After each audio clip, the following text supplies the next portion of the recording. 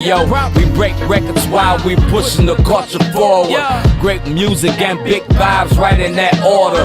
Talent gets you here, but your story make you stand out. Rooted from the source, so it's knowledge that we pass out. Gotta turn your dial to 108.1. Bumping nerd DJs while I ride in the sun.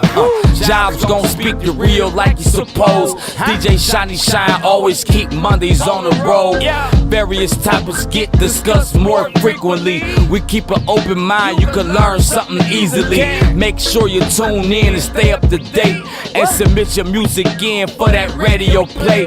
You can also get an interview if it's approved. Hit that link in the bio, we'll get to you soon. Intellectually petty radio on your stereo. Don't compare us to anything, this a different scenario.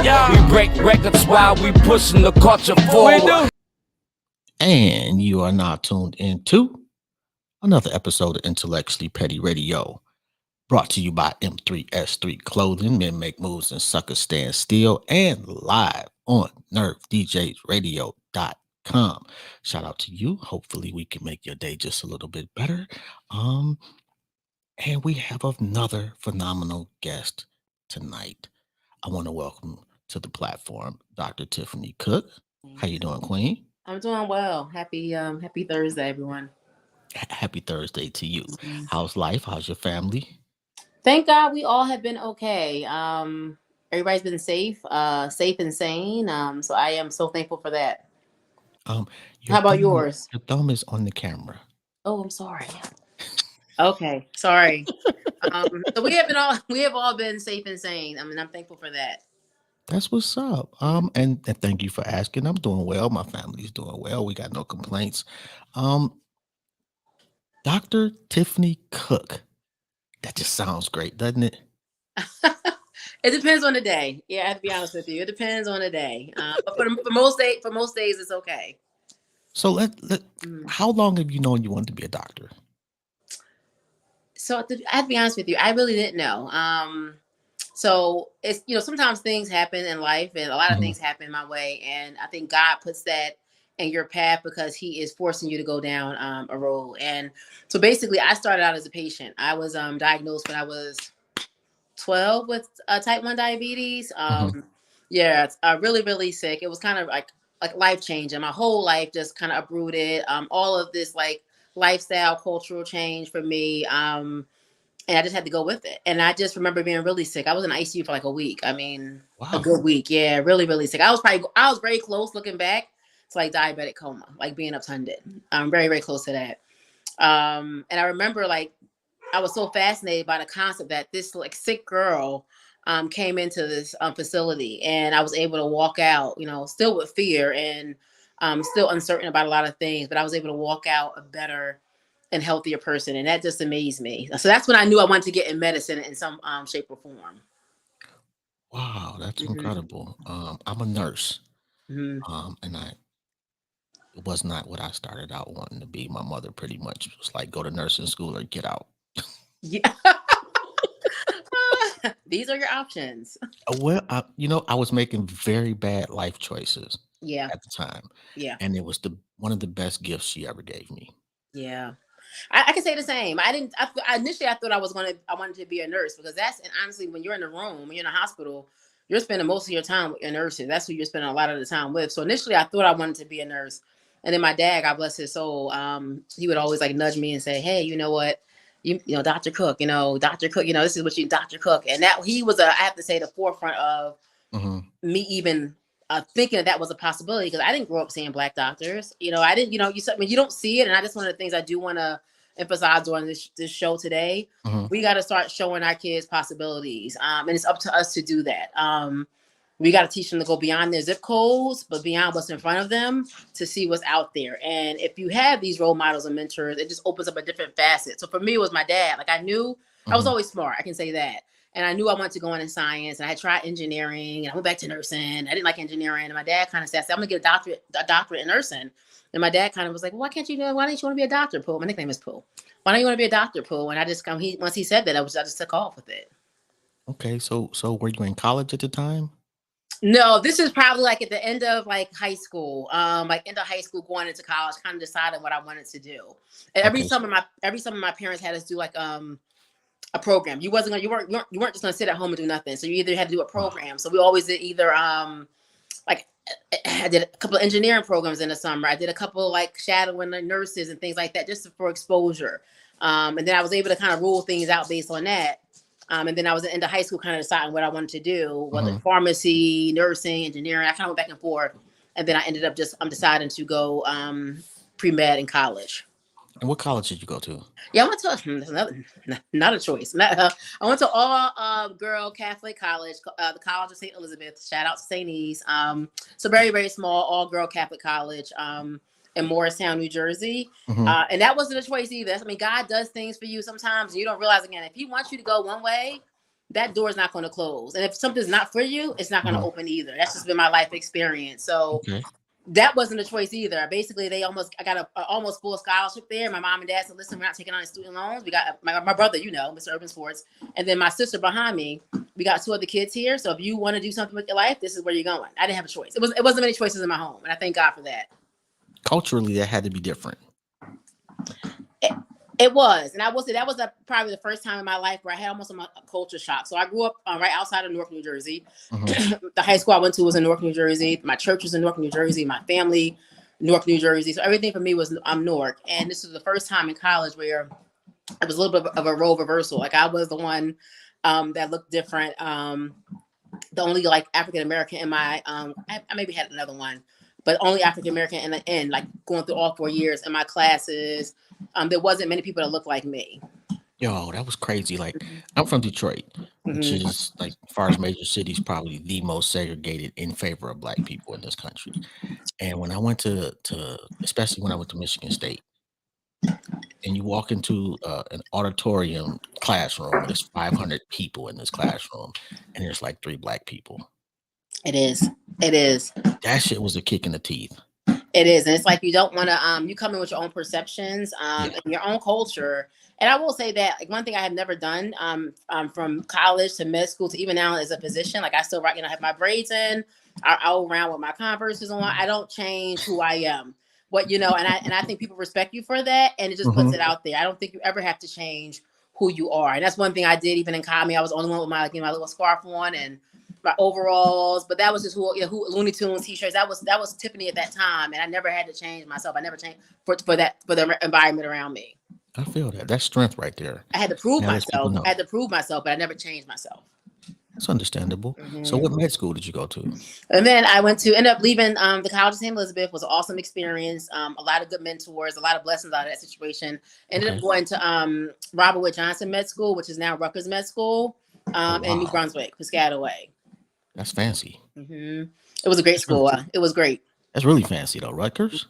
Rutgers Med School. Wow. Yeah, it was Robert Wood Johnson, but now it's Rutgers. They changed the name. It's Rutgers. It's the same Rutgers Med School now, but Robert Wood Johnson. Yeah. So what was that like?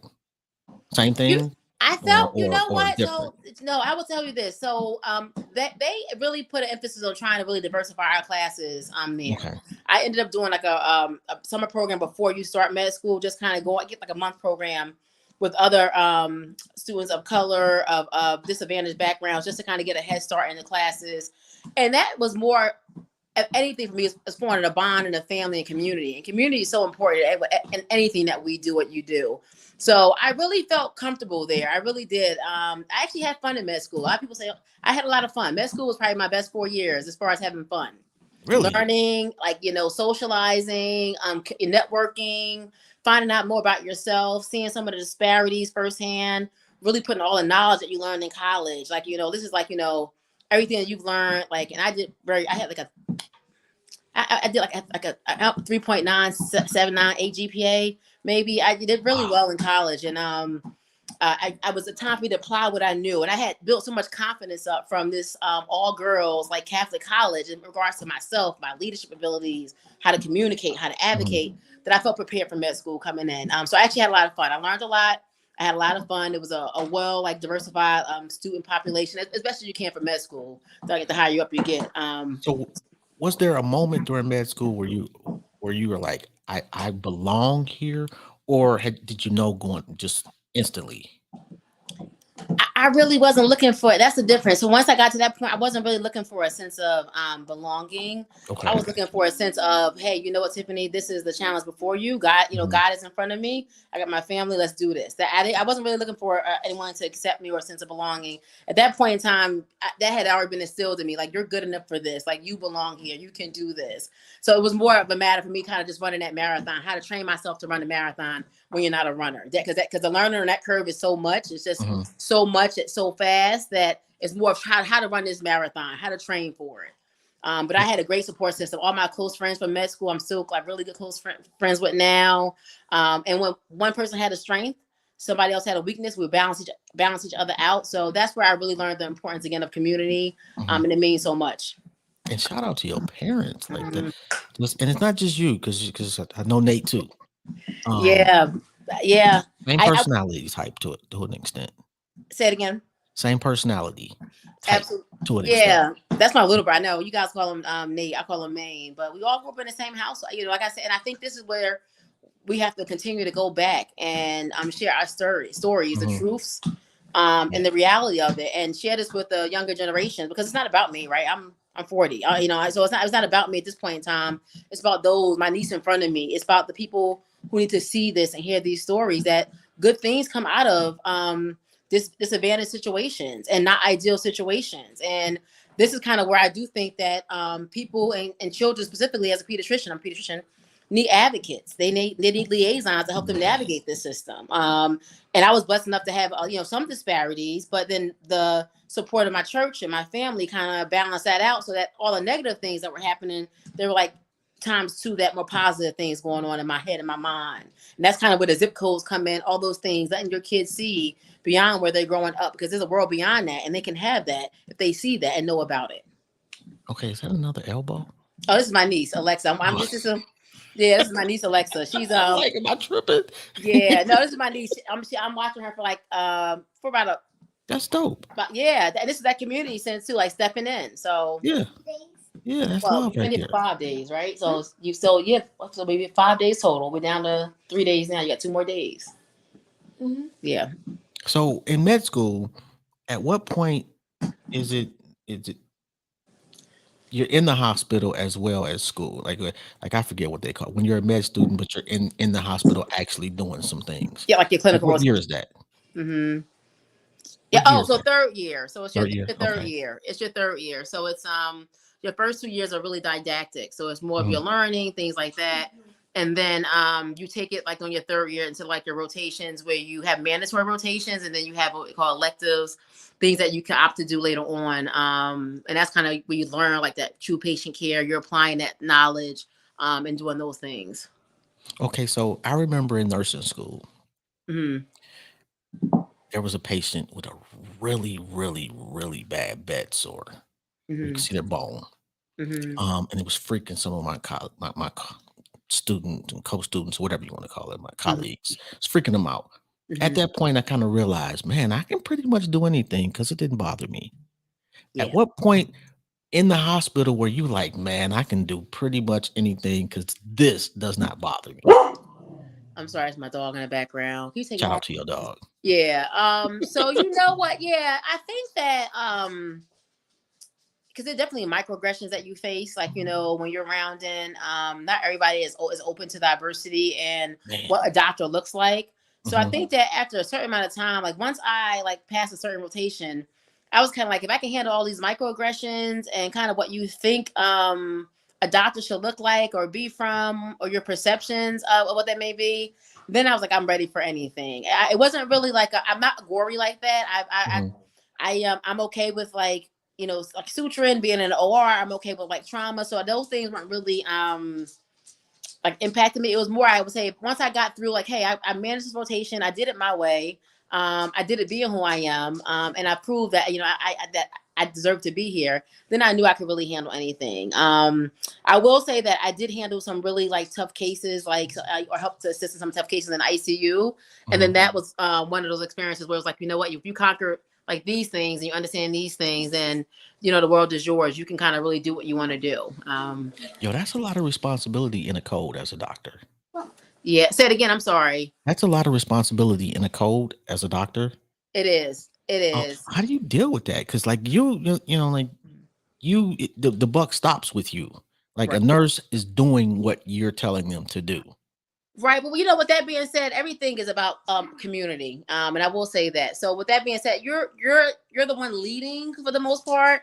Mhm. But there's always somebody else confirming. You have to get that kind of get that concept through your head too. So you're leading, you're kind of going through the algorithms, but you're confirming, you're recalling, there's closed loop communication to confirm dosages, and you're human too. So the first thing I always say is you make sure you check your own pulse, make sure you're okay, and then you can kind of go in and save somebody else's life. The first thing is saying, making sure, hey, am I okay? Do I have myself together?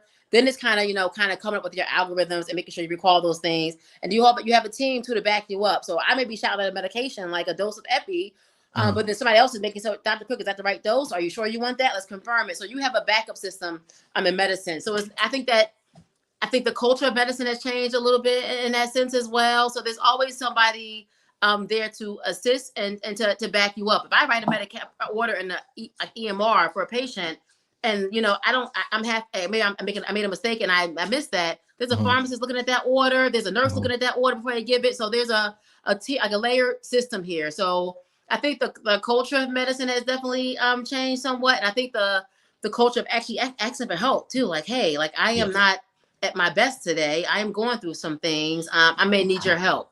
And putting that out there and being vulnerable says a lot too. So, and if you don't know something, that's where you kind of get your consults and things like that involved as well. So that the culture of medicine, I think, has changed a lot in regards to like having to be that superhero. So, you being a leader and sometimes being vulnerable makes you more of a leader and transparent, and patients actually, and parents really respect that. Yeah.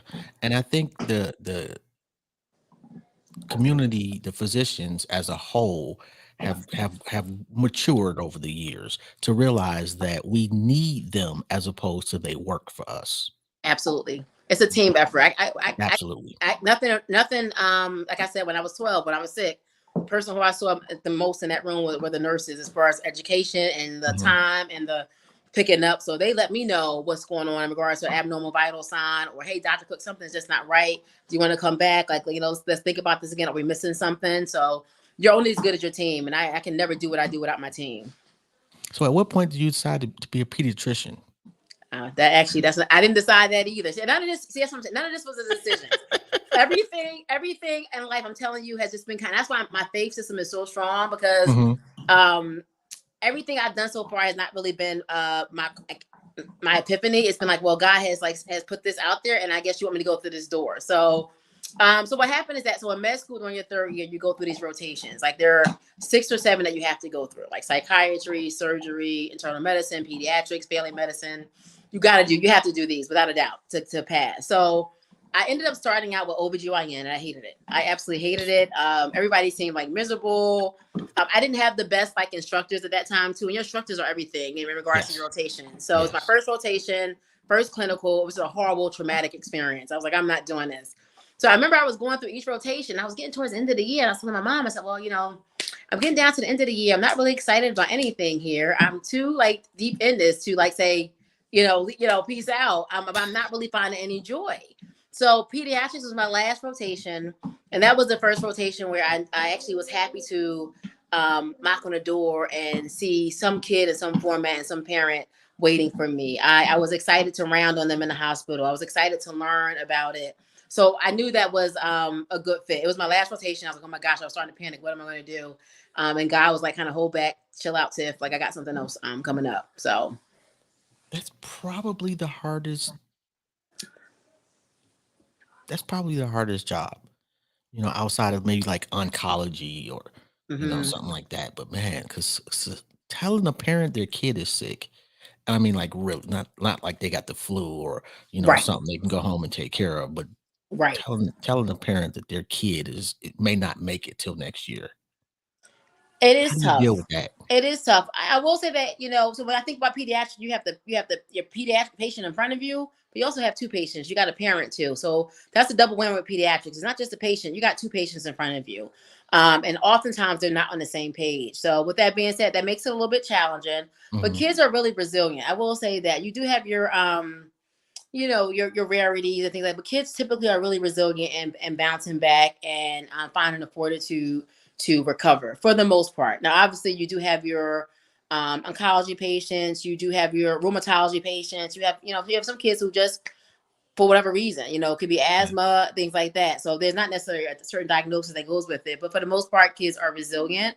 And then kids are actually really genuine. Like, yeah, that's the one thing I love about pediatrics. They're going to tell you how they feel. You're going to know if they like you. There's no mind games. And you have to work for their trust. Yeah. So when I get a card saying like, thank you, Dr. Cooke, or I get a high five when I'm leaving the hospital, that makes my day. Or when I have a kid come, I see a kid like, at Starbucks and they give me a hug, that makes my day. If I can get a kid to, look me in the eye and let me listen to them, that makes my day. So those are the little small wins that over time add up to the big wins.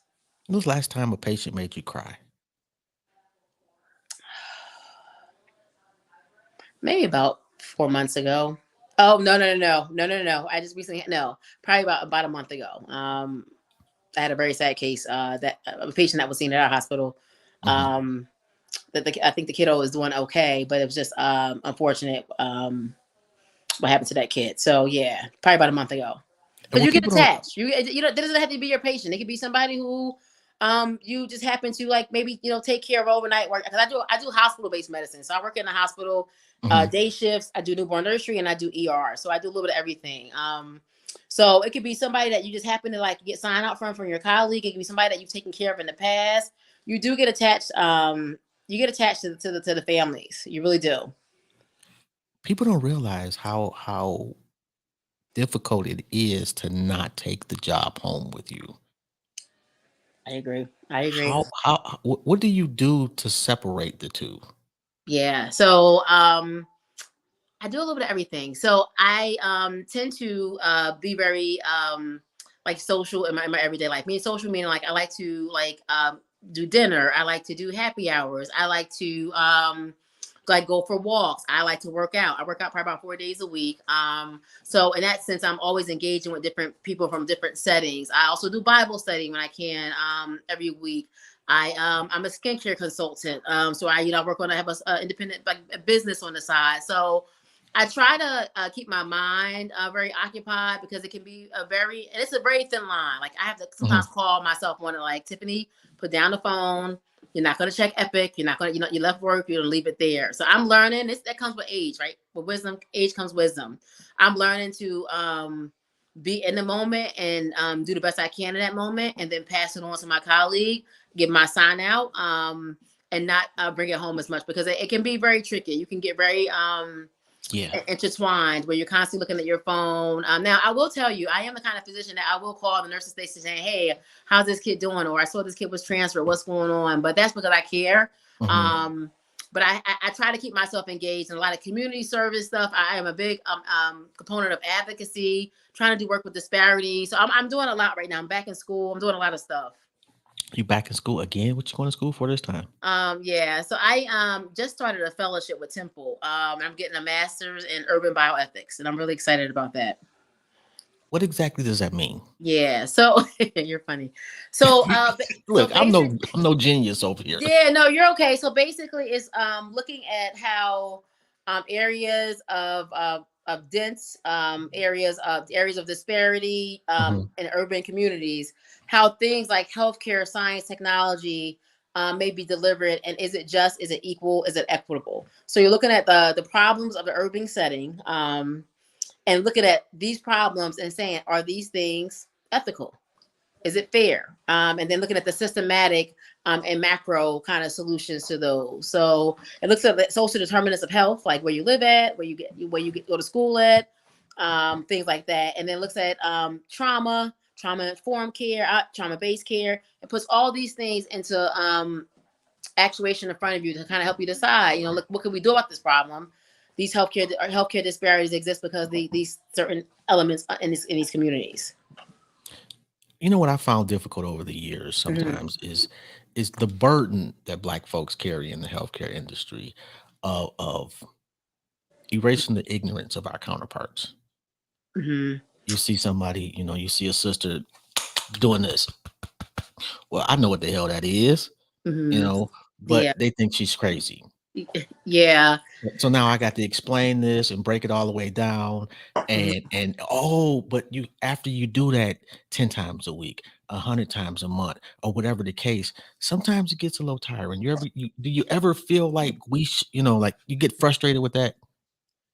I think as long as you're having I think that's an opportunity to actually engage. So I see it Mhm, the opposite way. So even though there are definitely things like cultural humility, being informed in regards to aware of different cultures, these things aren't uniform depending on where you are in your environment. And I mhm, try to take every opportunity as opportunity of engagement. So if there okay, is like a conversation like we talked about earlier, hey, like what's going on in Philly? Well, what do you mean what's going on in Philly? What are you hearing? And it's that kind of opening those doors. And so anytime I can get a conversation going to engage someone, that's I see that as an opportunity for engagement. I kind of see that on a different. If you're curious enough to ask about it and listen, that's an opportunity for me to inform you and teach. and it's a little different though coming from a Mm. doctor. When a nurse is speaking to another nurse, that other nurse may not really listen to you. When a doctor is speaking to another nurse, that other nurse really doesn't have much of a choice. It So depends. It depends. I feel like I think that could be a two-sided type of argument. I think that depending on what that doctor looks like, mhm, kind of definitely kind of can shape how information is received. yeah, Depending on what that person is. Like some people you're just not going to reach, and that's just what it is. facts.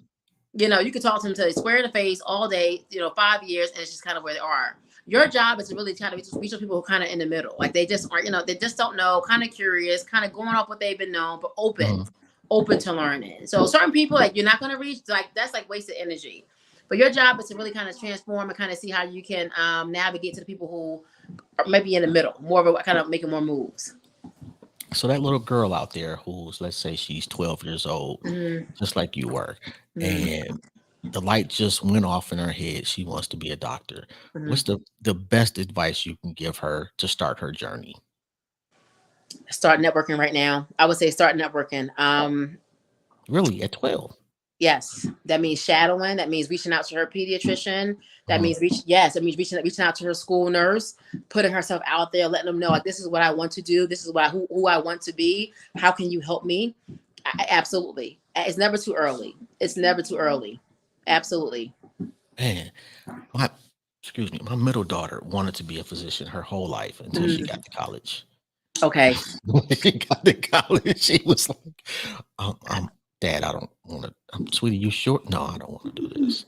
Yeah. And I was a little heartbroken because I thought that it was initially, I thought it was a college is too difficult decision, Mhm, but it mhm. wasn't. It was I'm a woman now, and I've made a choice for myself. That's the best thing for me.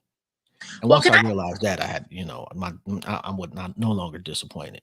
No, and with that being said, too, like I'm just figuring this thing out. I don't know about you, but like I'm just figuring this stuff out now. So even though I went to medicine, Mhm, there like about maybe 4 years ago, I went to school to get my MBA because I thought I wanted to do more administration. I thought that's what I wanted to do, what I was focused on doing. And then maybe you just like school. no, no. This is it. This is it because this is what my passions are. I am very passionate about working on how do we make things more equitable, more just. And Mhm, it starts with your community where you live at. Like that's a large part of your healthcare. So for me, this opportunity came across, and I said I'm gonna go for it because I feel like this is kind of where God wants me to be. And I think this is the reason why He had me go to med school, well, to this all girl college, and then to med school, and then to pediatrics, and doing this journey. Like it's a reason for it. So, what I'm getting ready to study now, my first class was on Monday. It's past Monday. mhm. Is exactly what I want to do. Like back into the community health, being in the community. And you have to be in the community. You can't do this kind of work from the sidelines. Like you really have to be like in it. So I really want to get to know that part of Philly. I got to really get to know and be intimate with the community to figure out what the needs are and start with them first. Like, what are the issues from their perspective, their lens, because that's how you engage the community. And that's where you start in regards to your problem solving because we think we know and we don't. Okay. Now, for Mhm. those people that don't know, let me make sure I get this correct. These are the steps: med school, your med student, intern, Mhm. resident, Mhm. fellow, if you choose to be, Mhm. and then staff. Correct? Yeah, correct. So med school, residency, if you want to do if you want to specialize in something like cardiology, GI, rheumatology. Then you're going to do a fellowship for more training.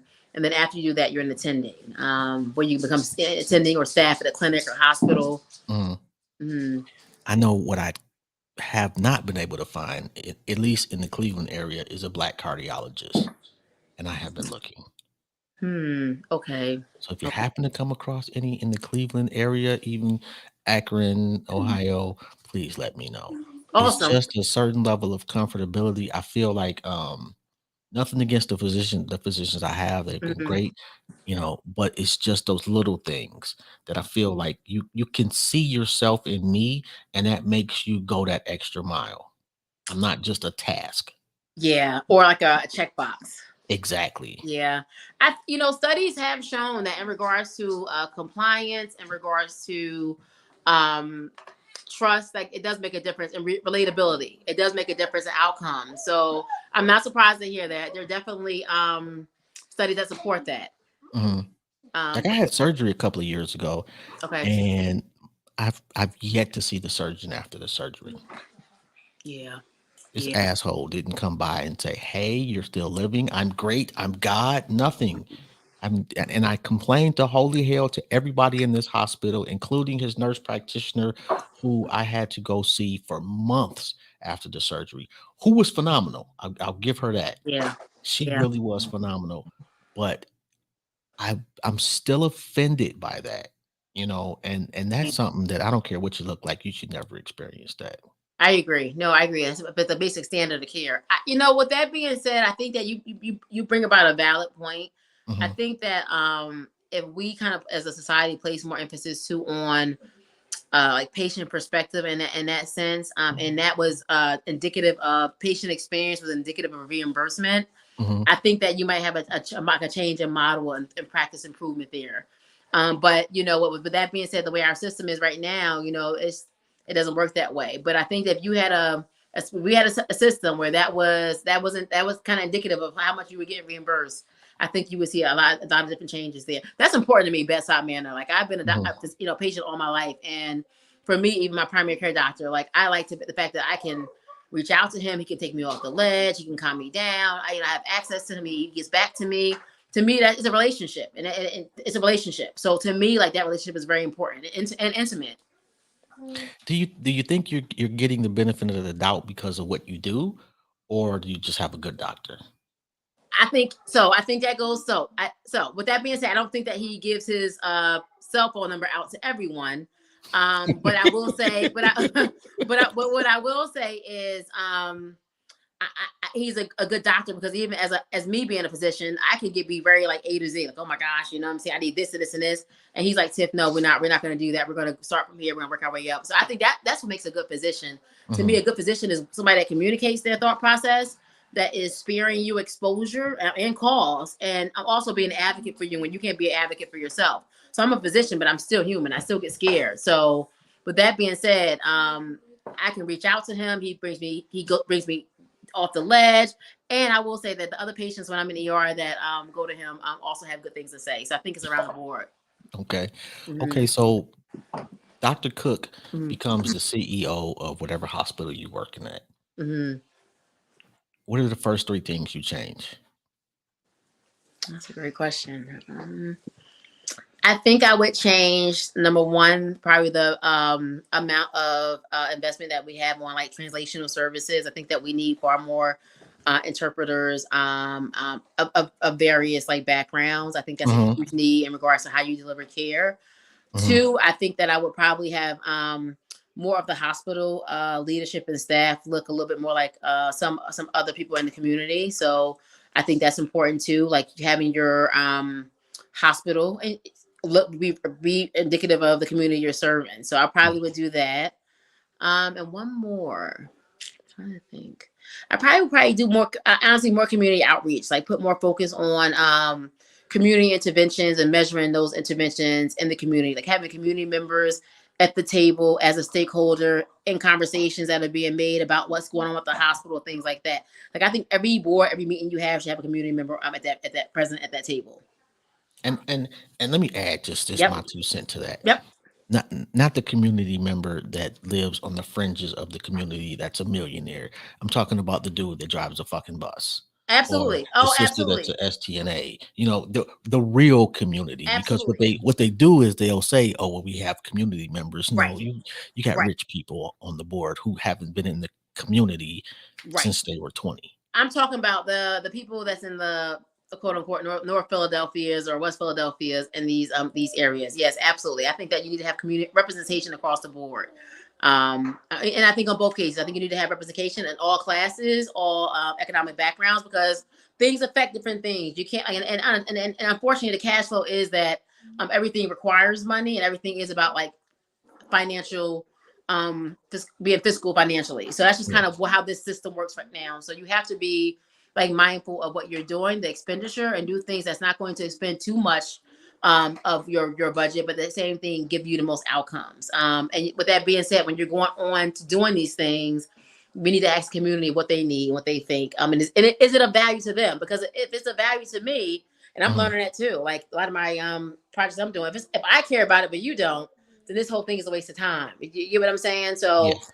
I'm learning how to engage them too, how to get their feedback, and then how to also value them as stakeholders. So like for their time and things like that. So and what they have to offer to the table. So it's a two-way street, and eventually that's where you kind of get that trust, right? So it's that initial conversation, these relationships forming this trust, and then you get these bonds, and then reciprocity both ways. So that's how that works. So, what are young parents nowadays concerned about with their children? Yeah. I would say the probably most young and old. The top things are probably like Dr. Cook, I want to try to breastfeed my kid. Mhm. Breastfeeding is, I think, becoming more and more, and it should be. I'm a huge advocate of breastfeeding if you can. More and more at the forefront because there's so many benefits to it. Mhm. So I would say that's probably one thing. The next thing is probably COVID exposures for the newborn. Like, what do we do when we go home? How do we, how do we control who's visiting, who's not?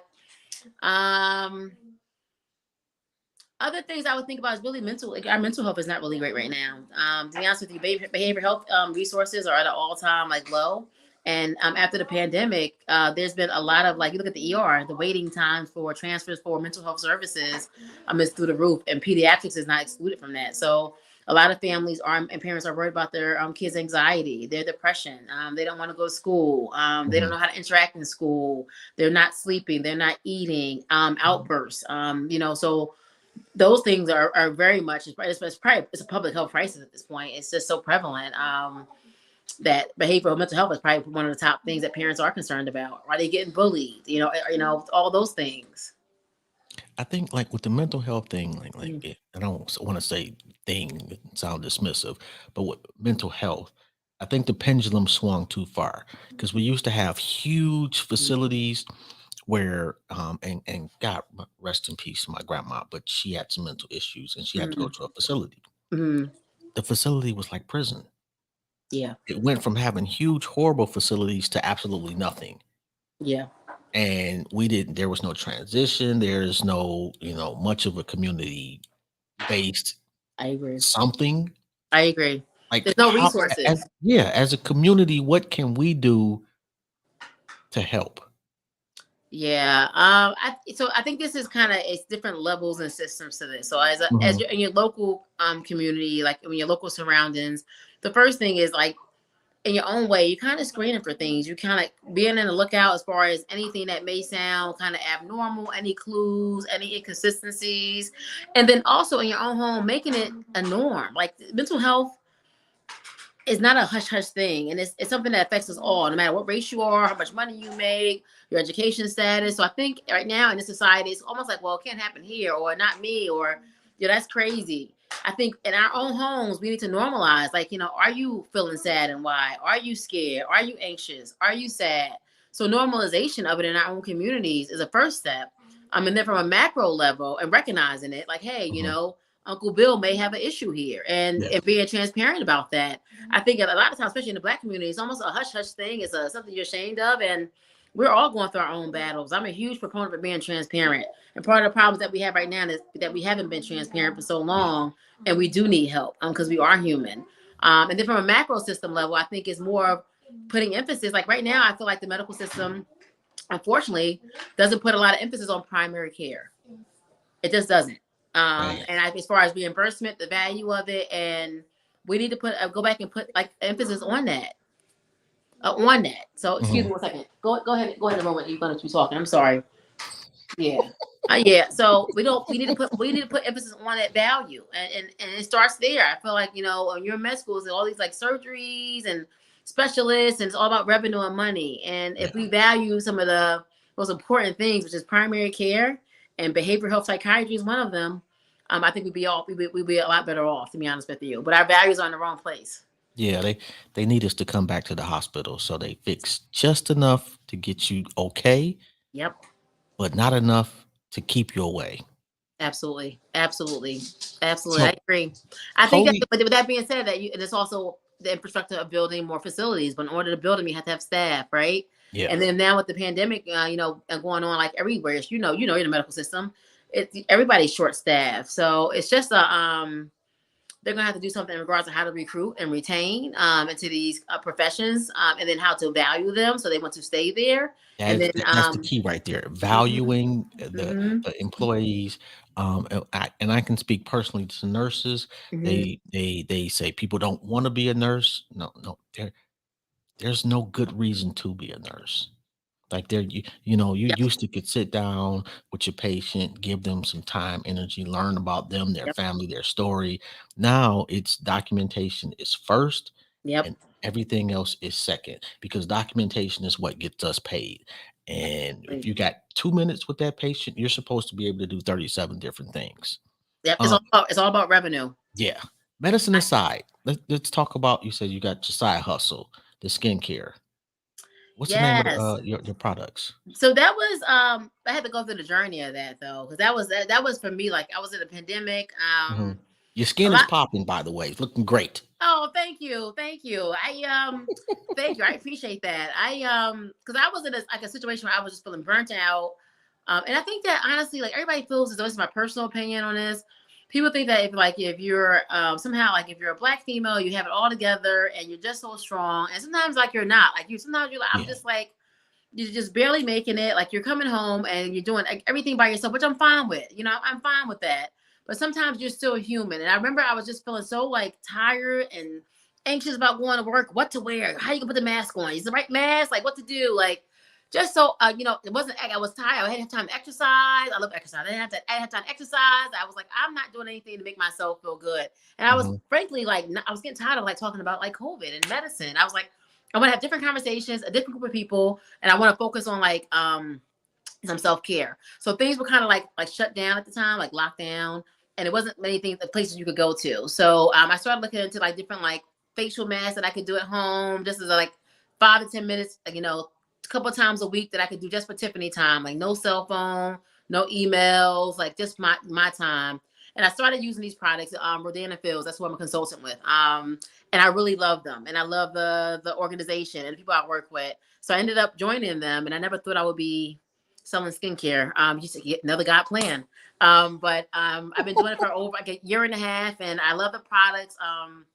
I wish there was a little bit more diversity in it. So I feel like a lot of people don't really know about it. Mhm.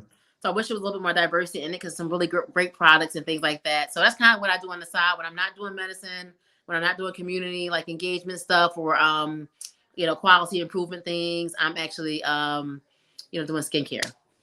So if people want to reach out to you for community work Mhm. or your skincare, how they go about doing that? Yeah, so you can reach me. I'm gonna give you, so it's TCOOKE, so T Cook 1981 at gmail.com. So TCOOKE 1981 at gmail.com. You got a birthday coming up, huh? In February. Yeah. They seem to be coming faster and faster. Trust me, I know. Yeah, I'm not a Um, fan of that, but I'd rather be above ground than below. Like, I mean, keep it Pisces or real. Aquarius? Say it again. Pisces or Aquarius? I'm a Pisces, February 25th. I'm sorry to hear that. Oh no, but yeah, we're a special. Yeah. Anyway. Anyway. Well, I'm an Aquarius out January 30th. Okay, Yeah. gotcha. But you guys Uh, are fine. Yeah, I haven't had many good experiences with Aquariuses. really? Mm-hmm. Mm-hmm. Um, there's no gray area with Aquarius. People really, really love you, or they really don't. Okay, gotcha. Okay, gotcha. Yeah, it's Gotcha. it's not too many French people. It's like, oh, he's cool. Yeah, No, I can't stand him, or I take a bullet for that guy. gotcha. Yeah, It's either end of the spectrum. it's either end of the spectrum. Yeah. How long do you want? Do you want to just the rest of your career, doctor, Yeah. or is there a point where you've already, because you strike me as the I've planned out the next 30 years person. Yeah, I am. I'm very type. I know. I told you I'm very type A. Yeah. So I'm trying to retire by the time I'm 55. Okay. I do want to see the world. Like I have had various experiences in life and encounters where tomorrow's not promised. So this is a part of who I am, but it's not who I am. Like Mhm. 100%. So like it's a part of my life, but it's not my life. So ideally, what I would love to do is actually either be a part of like an organization or a community health center, either one, and really kind of ramp up how do we improve community efforts. So I would do like some clinical, maybe like once a week, and the Mhm. rest ideally I would love to do like more of just working on quality improvement, research, community driven research, how we can do things better for people who look a little bit like me. That's what's up. Mhm. And if nobody has told you today, I'm proud of you. Oh, thank you. I appreciate that. Thank you. Well, I try, I do appreciate that. I try to make sure I I'm tell our proud of you people that. too. Huh? Well, I haven't done anything, but I'll take it. Um, But just showing up, but that's not true. You know what? And I will tell you this. When I am on service, when I go to the hospital, one of the things I'm a big proponent of is just being stating where you are, and sometimes just showing up is a lot. Depending on the day, like I tell them all the time, my best is going to be different every day. Some days you may get 130%. Some days I'm becoming like, oh my gosh, I only can give 85. Whatever that is, as long as you're giving your best and you're showing up, that's a win. yeah, that is a win. Mm-hmm. And I got to thank your brother too. Yeah, This was go very ahead. dope. This Yeah, was very dope. say it again. I said this was very dope. It was no, it's so weird. We all grew up. And what happened? My dad passed away. He's a junior. My dad was a senior, Okay. and that's how I ended up. So I trained in Chicago. I trained on the south side of Chicago, UFC, University of Chicago, amazing place, doing amazing things. And he passed away from lung cancer like 10 years ago. It was 10 years ago in June, and I ended up coming back to the East Coast. But we all have done very, we've done very like we all from the same household, all from like the same like area, and we've all. My sister works for this is her my niece is her daughter. She works for the Secret Service. We all have very like different jobs and different things. Yo, that's crazy right there. Mm-hmm. I don't want to ask no questions because I don't want her showing up in my door. Yeah. That's why I'm watching her now because she's working. So she, that's where that community comes in. Like, even though like it's a little bit taxing, you have to go out your way sometimes. Alexa, who's my niece, she's going to see these things in front of her. So she sees already these role models of what I can do, who I can be, how to be strong in yourself, how to be scared and still walk at the same time. Because a lot of times you are scared. I always tell it's okay to be scared, and how to walk and make a move. And how to make faith driven decisions. So with that being said, like I think that it's important that we see that. I'm really big on that. We got to mentor. We got to get back. They have to see this. Yeah. They have to have a reason why. And once they see it, it's obtainable. It's something they can do. It's our job to do that. Nobody's going to do that for us. And we're waiting for people to save us. We have to save ourselves. And speaking of scared, what's your biggest fear as a physician? Biggest fear. I think it's always the thought that like a decision you make may have like terrible consequences. I think that every time you make a decision, it's a decision that did I make the right decision? Yeah. And if I did do the right decision, what are the consequences of this potentially? I think that always goes through your head, no matter how long you've been doing it for. There are certain things that when you see, it just spikes up, and it should fight. You should be scared. If you're not, Yes. if you're walking in, you're too confident. Yes. If you're practicing and you're never scared, you're never getting a tap, you're too confident. Do something else. That's never good. Yes. Mhm. I tell young nurses that all the time if you don't go home sometimes and Yep. worry about the day you had, Yep. do something else. You need to do something else. Absolutely. Absolutely. It's a And being fucked up able to job learn. hazard, but it is what it is. Say it again. It's a fucked up job hazard, but it is what it is. It is, but it keeps you grounded, and it keeps you wanting to be better. Once you stop wanting to be better, wanting to stop learning from you, we all make mistakes. Nobody's perfect. Stop learning from your mistakes, how you could have done things better. then that's a loss. You're losing, the patient's losing, you're doing them a disservice. But and parents know, patients know when you're genuine. They know when you're trying your best.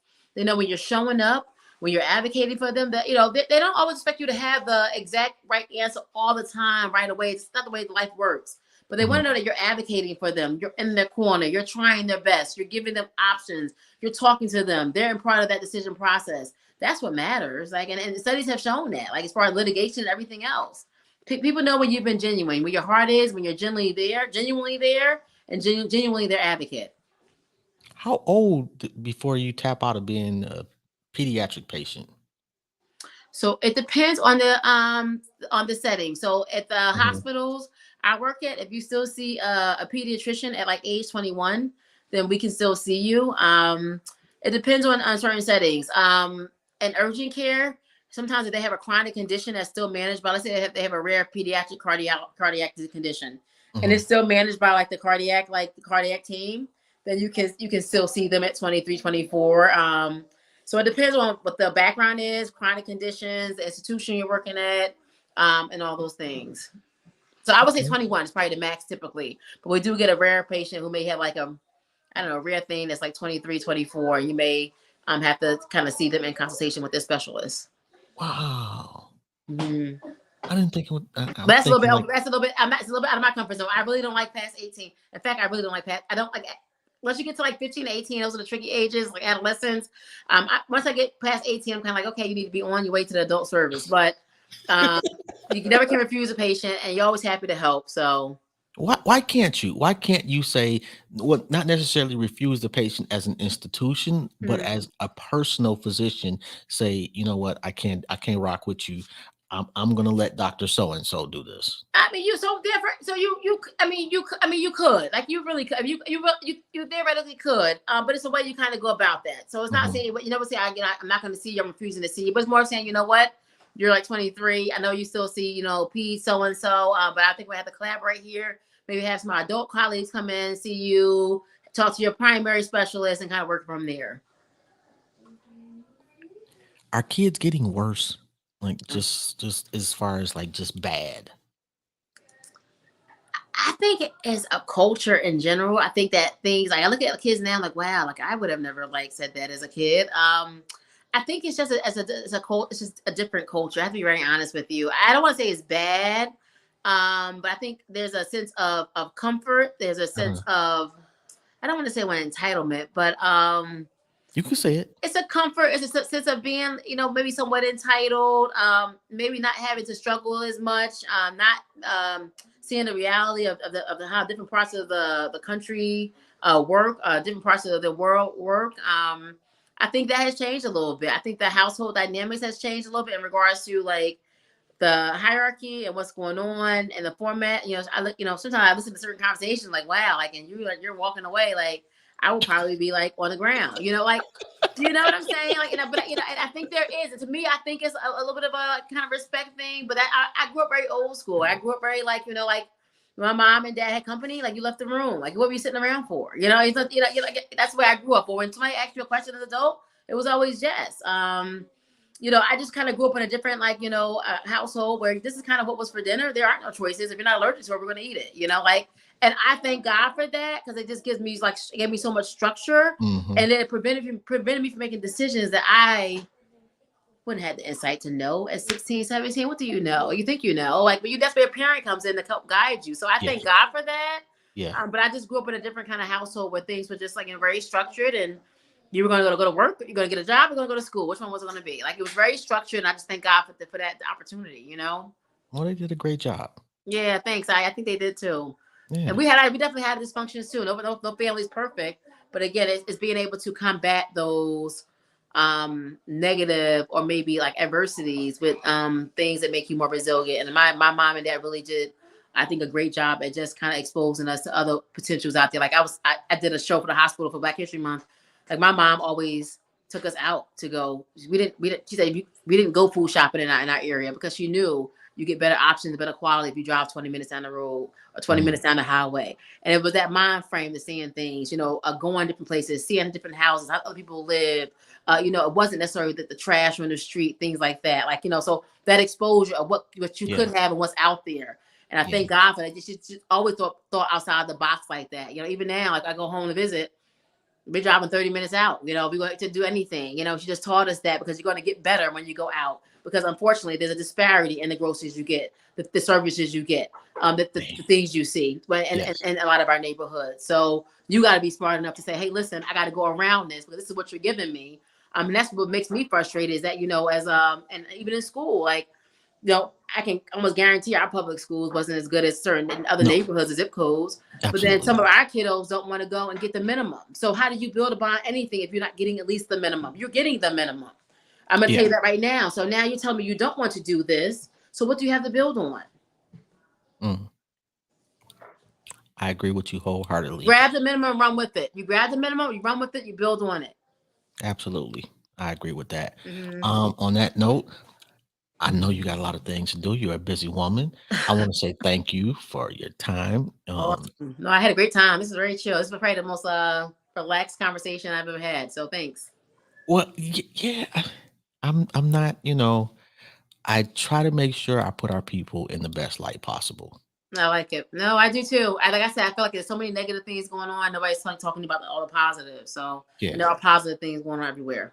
And I'm fully aware of the politics of hospitals. So I try to, you know, I don't want to put you where you have to go to work and somebody's like, well, rewind that, Bob. Yeah. No, I'm not going to, you don't have to worry about that with me. Yeah. No, I appreciate that. No, I do appreciate that. But I think that would be I stand true on those three things. It would be more just identifying with the population around you, diversifying staff. And then the struggle is, how do we do that? How do we get people into medicine? How do we retain them? I mean, that's a whole systemic process, another conversation in itself. Like, you know. Well, you are the start. Absolutely. Yeah, absolutely. You better believe it. But all of us are. That's the thing. Everybody has a part to play in this. Everybody has, even putting that thought and idea of in somebody's head, like, wow, like, you know, you did that? Like, wow, these are things that you could be. Add this on the list. Well, I have grandkids, and if any of them at any point are interested in medicine, you're gonna be the first person I look up. For sure, for sure. I'm excited. No, I'm always here. I do a couple of mentoring programs every summer.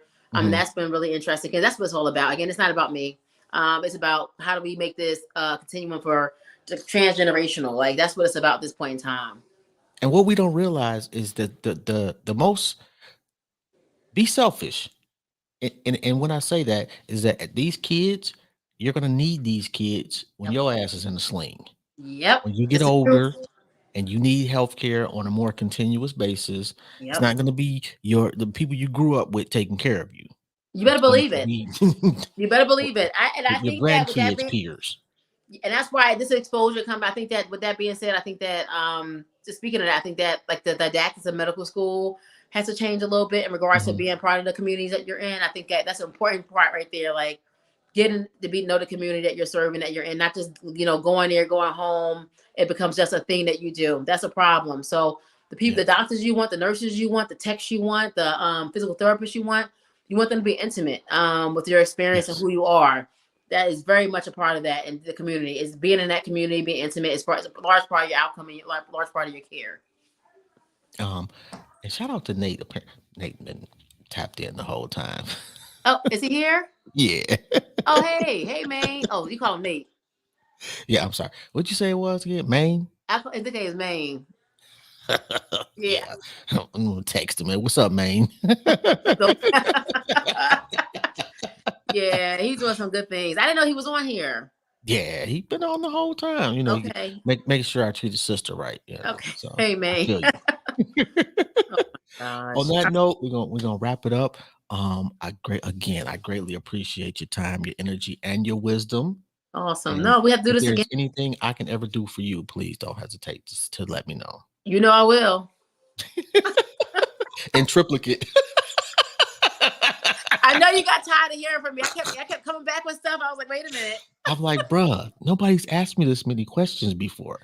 Like, I'm not sure what this like. I'm a laid back conversationalist. Yeah, I'm like, I want this agenda. Like, I know. Yeah. Yeah. Well, you know, like I don't, especially when it's kind of something I know about. Right. Like if it was something that I'm unfamiliar with, then I have to do a little bit more, you know, do an outline or whatever. But I like to just have conversations based on things I know. I or agree. things No, I this is great. don't know. This is great. No, you Well, let me know thank if we you. can collaborate too. If there's anything going on, like collaboration wise, or community outreach, or things that you're kind of concerned about, let me know. I would like to do like some roundtable discussions with some medical professionals. So if you know That's some awesome. sisters and brothers that are down with it, That'd be please let awesome. me know. That'll be awesome. Yeah, and awesome. I'm always open, so I appreciate that. I'm down. I'm already in. Well, I know what it's like to almost die.